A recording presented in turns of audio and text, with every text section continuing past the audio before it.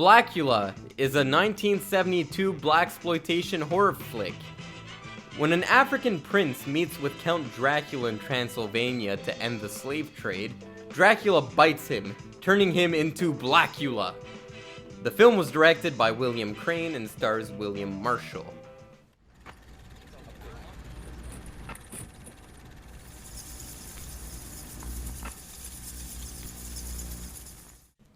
Guys, welcome back to Garage Vampire-thon, where every day for the month of October we visit a vampire movie. Today we're talking about the blaxploitation classic, Blacula. I love blaxploitation movies, because to me blaxploitation movies represent what movies are supposed to be about. First of all, they invoke many fuck yeah moments. If there's one genre of filmmaking that really gives you a sense of fuck yeah, it's blaxploitation movies. And not only that, I think it represents what film should be. A medium by the people, for the people. And on that note, Paul Kassar for president. No, I'm kidding. No, it's just like, it's something admirable about the blaxploitation movement, that it's like just a bunch of people grab the cameras, like, okay, we're not getting the opportunities we think we deserve, let's create our own opportunities. That's what I really like about the blaxploitation movement. And I know nowadays a lot of people are critical of the blaxploitation movement because of certain stereotypes, which we're going to dive into in this review. This movie is not void of stereotypes by any means, but just still that kind of underdog story that blaxploitation movies usually provide is what gravitates me towards blaxploitation flicks. So this movie opens up, and you have this very badass African prince meeting with Count Dracula along with his wife, and they're trying to end a slave trade that's going on between his country and Transylvania. What I like about this movie is that Dracula is an overt racist. He's very racist in this movie. You're behaving like some animal. Really? Really? Let us not forget, sir. It is you who comes from the jungle. Our evening is finished. If this movie were to come out in 2022, people would be spreading around the hashtag #NotMyDracula. Oh man, they made Dracula racist? Oh man, this is woke, bro. And sometimes it is cringe in modern movies, but in this movie it just works. They meet Dracula and it's like a situation of, oh yeah, never meet your heroes. This guy's an absolute fucking racist asshole. And he basically bites the African prince because he doesn't like black people, which is pretty funny. That like whole setup, that scene was probably the highlight of the movie to me. It had me pretty much in stitches. This movie kind of made me realize a recurring theme of most of these vampire movies. They have a really solid first act and part of the second act, and then those second halves usually suck. It's really like, it's kind of a recurring thing with every vampire movie, and I think I know what it is. It's because in that first act, you're slowly making your way to Transylvania. You stop at the inn, you talk to the townsfolk, oh, don't go there, there's Dracula. Then you slowly make your way to Transylvania, and then, oh my god, the castle is so big and spooky, and there's trap doors and cellars and beautiful scenery, and Dracula's charismatic. And then the second halves, they always drop Dracula, and it always becomes about like your hero, but the hero is not as interesting as the vampire.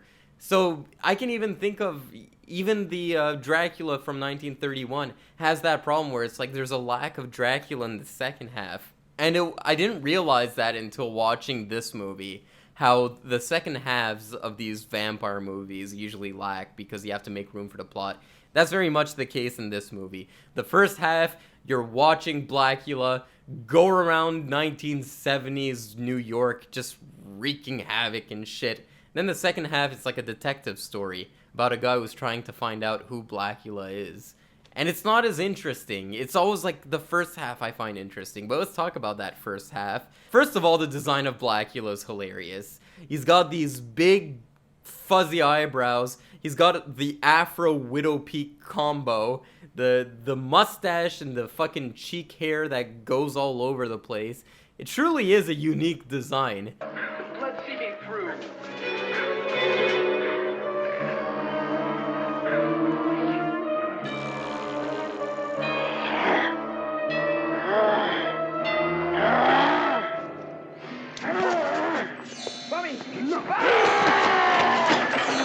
It almost feels like a caricature, but you gotta like it. He kind of looks like Count Chocula.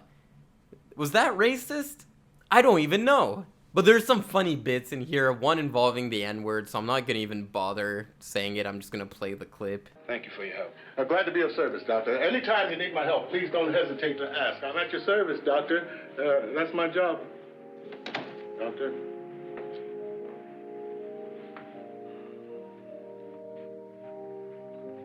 That is the rudest nigga I've ever seen in my life.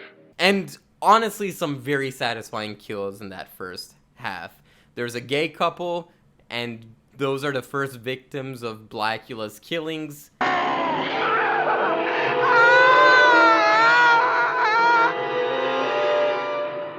And then there's a sassy cab driver. I was watching this movie with subtitles, and she says a line, and in the subtitles it had the same line, and then ... boy. And I was just waiting for her to say that, boy.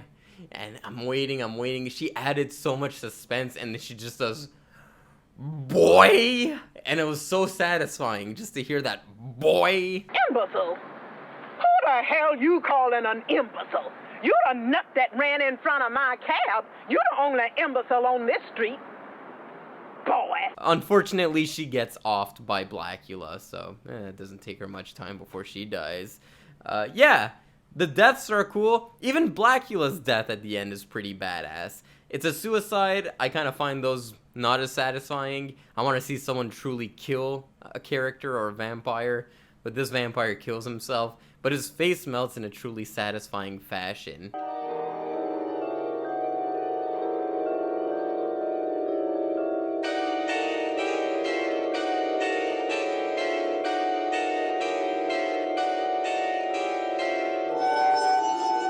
But again, it's that second half where you're following this police officer who's trying to find out why these people are dying, and he's trying to investigate. The bite marks on the neck. That's truly suspicious. And as an audience member, you get bored and you're just like, it's a fucking vampire. It's a fucking vampire. It's a fucking vampire.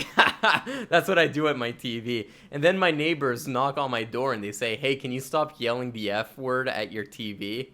But yeah. Also, what kind of detracts from the Dracula's death is the fact that, you know, there's a sequel to this movie. Scream, Blacula Scream is the name of the sequel of this movie, which I don't know if it's any better than this one. I hope so. I hope they just crank up the kills. You can see some of the criticisms people have with blaxploitation movies present in this movie. First of all, a lot of people criticize the blaxploitation movement for being a step backwards for black people, reducing them to stereotypes. Most of these movies follow pimps and drug dealers, and it's always in this kind of seedy environment. I don't have a problem with that, but a lot of people do have a problem with that just because of the portrayal of black people. Especially that if this is the introduction white people had to black people on screen and they're just portrayed as pimps, it could be the subject of some controversy. And then there's like some stereotypes that this movie does. There's a gay couple stereotype, and they're the most, hey, what's up, girlfriend, kind of gays. Which, again, I don't really have a problem with. If anything, I kind of chuckle a little too loudly at that kind of shit. But a lot of people would have a problem with that. I see it as being in good fun, but a lot of people don't. Is this the best blaxploitation movie? No. By far, no. There are great blaxploitation movies. Coffee, Foxy Brown, Across 110th Street. Those are like the three best. Sweet Sweetback's Badass Song. Couple of Dolomite movies just for the memes. Just for the memes, throw in a couple of Dolomite movies. I don't see, like, the premise of it is funny. The design of a black Dracula is funny. But that's kind of it. A few of the kills are satisfying, but not a lot of memes in this movie. It's not as funny, it's not as fuck yeah as other blaxploitation movies. So, watch it if you're really stoned. Don't watch it if you're not. Yeah. Alright guys, I'll see you guys around for more Garage Vampire-thon. The Black Avenger, Blacula, from American International Pictures.